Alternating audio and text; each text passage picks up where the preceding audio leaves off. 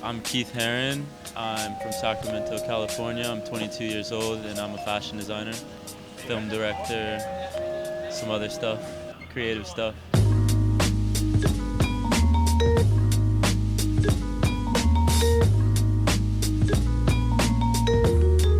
Yeah, so I created my brand when I was 14. I went straight to like the kitchen and I was really into like streetwear at the time, like BBC ice cream and vape and Supreme and stuff like that. And I was collecting a bunch of archive pieces at the time and I had no way to afford it. So I used to resell pieces, but I think this was actually before I started reselling. I asked my mom to buy me something and she was like, no, why would I do that? You should invest in your own brand instead. And I think she was joking, but like literally right after that, I remember it so vividly. I went straight to like the kitchen and started creating designs for Advisory.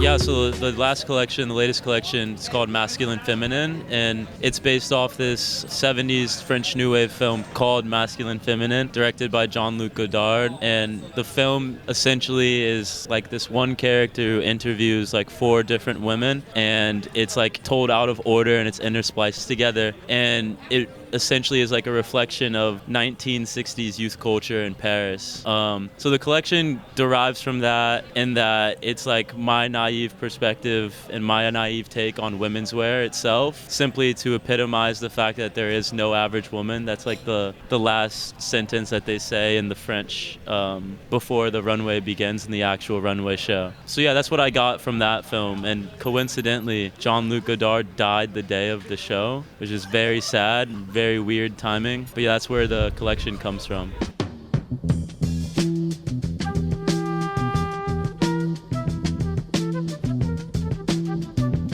It was really scary. I feel like prior to me doing so, a lot of people would consider my clothing unisex already, and a lot of women obviously liked the pieces, so I saw it as a challenge because it was already a market that was there, but it wasn't one that I like knew a lot about and I wanted to learn more. So, I mean, that's also why I made the motif what it was, so that way it was like a very genuine exploration of like what's possible within the world of women's wear through my lens. So yeah, it was really challenging at first, but once I got started into the process, it became very natural and fluid, as if designing any other collection. Waiting on it, folks were trying to get close to my piece of shit. Growing up, Kobe Bryant. I was like obsessed with Kobe Bryant. Still kind of am. That was probably my biggest inspiration. I was really into basketball. I used to be an athlete, so in fashion specifically. I wasn't really into fashion until like middle school, so none specifically. I would say like the first brand that became my favorite brand was Bape, just through Nigo. Like I would like come home from school and research Bape archives while like playing In My Mind by Pharrell, and like it was like I was being indoctrinated into that world. Like that was fully my introduction to fashion.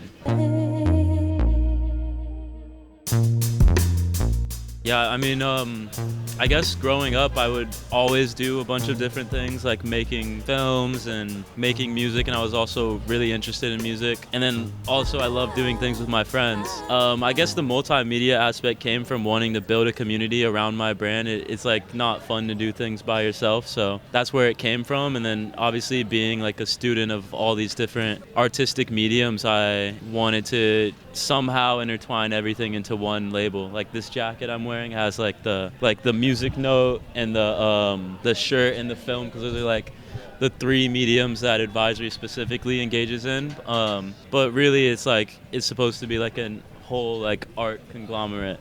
Only at in the rows that's running, windows tinted. We got a big spinning.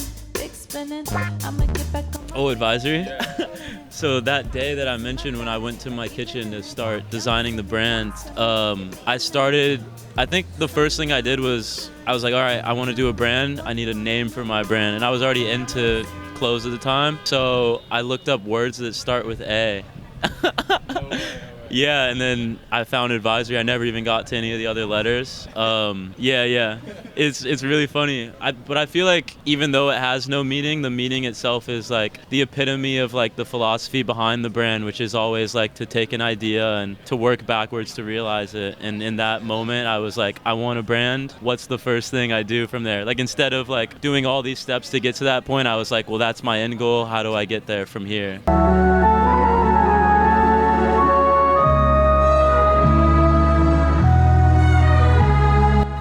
I began designing the season 7 collection, and I noticed that the direction of the design was kind of veering away from what I was doing prior, and it was more so cut and sew based and becoming a bit more mature. And I think in that moment, like right before the pandemic hit, was when I was like, okay, I think I want to like enter more of a contemporary market. Obviously it took a lot of steps to get to that point, but that became like an intention around then. And once that happened, then the pandemic hit, and I was debating on dropping out of school. So I believe my dad knew someone at Gucci and was like, oh, like I know this person at Gucci. Let's see like what they think about you dropping out, because I was obviously a designer at the time. It was Antoine Phillips, and he told me that if I don't drop out of school, I could become his intern.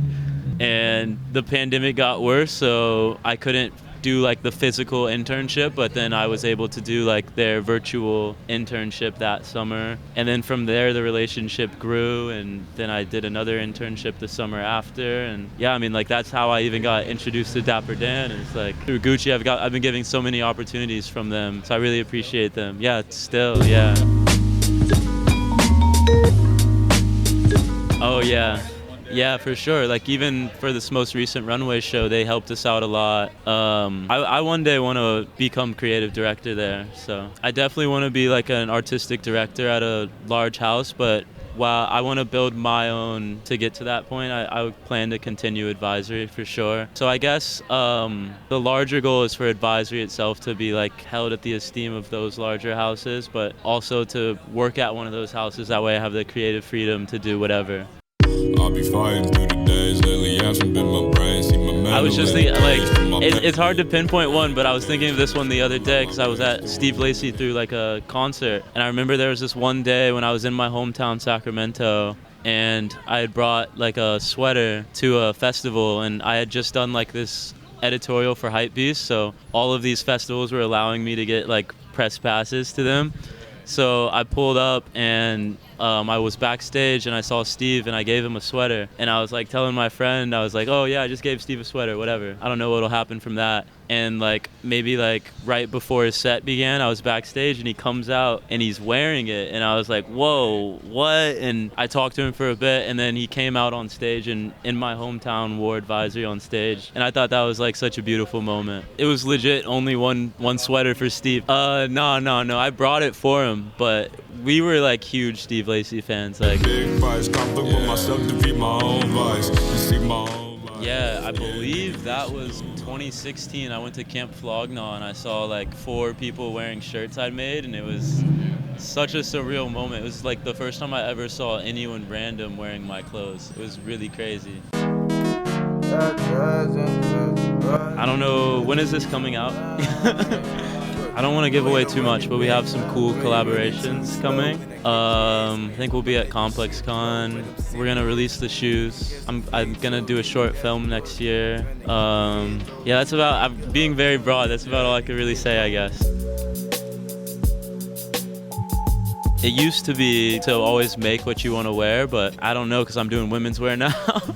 So I would just say to like, if you have any goal, like never take no for an answer, and there's always a way to figure anything out, like even whether that be like monetarily or logistically or technically, like there's always a way to figure it out. If one person says no, like go to the next person, or if it requires like 10 hours of research to figure out, like just do that research. Anything's possible.